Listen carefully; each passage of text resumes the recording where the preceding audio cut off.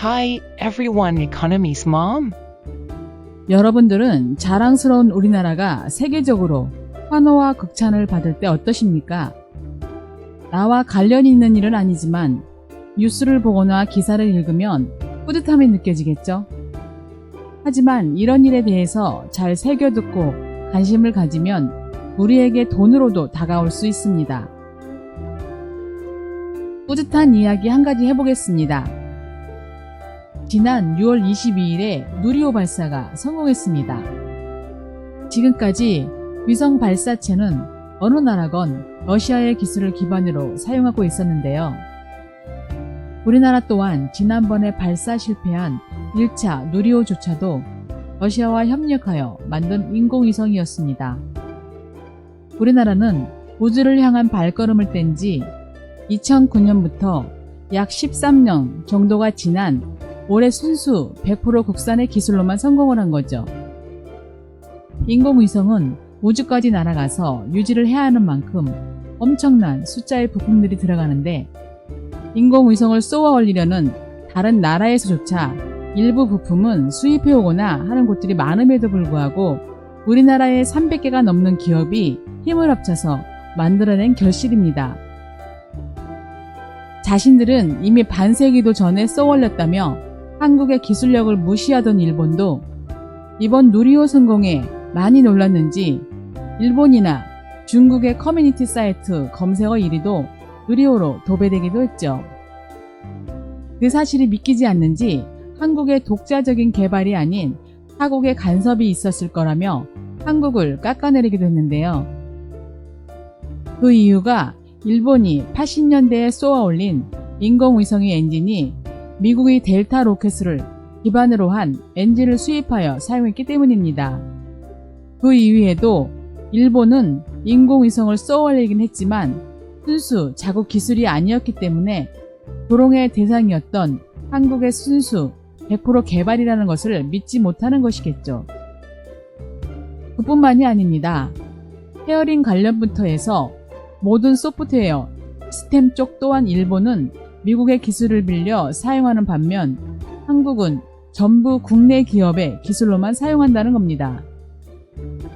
우리나라는 누리호를 2027년까지 총 4번을 더 발사할 예정인데 이번에 발사한 인공위성의 무게는 180kg이며 더 큰 위성을 탑재한다는 겁니다. 1톤 이상의 위성을 쏘아 올린 나라는 러시아, 미국, 유럽연합, 중국, 일본, 인도 총 6개국에 지나지 않으며 한국이 2027년까지 1톤 이상의 위성을 쏘아 올리는 데 성공한다면 당당하게 7번째 국가가 되는 것이죠. 이 이야기는 CNN의 헤드라인에도 실리기도 했는데요. 과거 CNN에서는 2013년에 한국의 로켓 발사 성공을 보도하며 러시아의 기술로 개발되었다는 점을 지적하기도 했는데 이번에는 한국의 자체 개발 누리호의 성공적인 발사라며 당당하게 한국 기술임을 보도했습니다. 그리고 우주 기술면에서 급성장을 하고 있는 한국의 우주 산업에 대해서 집중적으로 보도하며 나사와 한국이 협력하여 진행하는 달 탐선인 다누리에 대해서도 언급하기도 했습니다.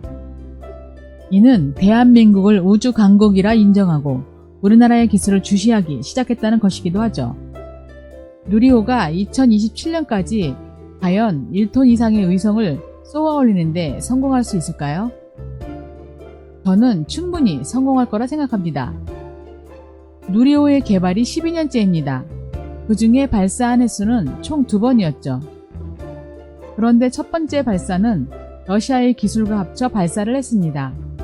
그 말은 11년 동안은 우리나라의 기술과 러시아의 기술을 합쳐서 발사하기 위한 연구를 진행해 왔었고 이후 단 1년 만에 단독 기술로 돌아선 것입니다.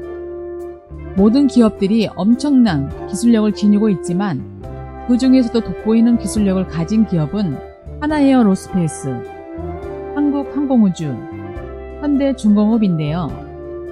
하나에어로스페이스는 항공 엔진을 주로 만드는 사업체입니다. 전투기뿐만 아니라 한국형 헬리콥터 수리온의 엔진 또한 하나에어로스페이스가 담당했었죠. 그리고 하나에서는 하나에어로스페이스뿐만 아니라 하나시스템, 세트릭아이 등 여러 사업체에서 함께 힘을 실었는데 엔진뿐만 아니라 위성의 연결 시스템인 페어링부터 기체 공급, 추진기관, 연료펌프, 파이로 시동기 등 수많은 기술을 담당했습니다. 한국항공우주는 무인기, 인공위성, 우주발사체 등을 주 사업으로 영위하고 있으며 나아가 달 탐사 위성인 다누리를 오는 8월 3일에 발사합니다. 그리고 작년에 사용된 누리호 1차 발사에 사용된 발사대는 이번 누리호의 크기와 달라 사용하지 못했는데 현대중공업은 기반시설, 공사부터 해서 지상기계 설비, 발사대, 추진체 공급 설비, 발사대 시스템 전반을 독자 기술로 설계부터 제작 및 설치까지 하며 발사 운영까지 직접 수행하는 모습을 보여주었습니다. 많은 기업들이 서로 힘을 합쳐 모은 결과라고는 하지만 이 모든 것을 8개월 만에 성공으로 이끈 기업들인데요. 하나는 이미 3차 누리호에 사용된 엔진도 전부 완성해 놓은 상태라고 합니다.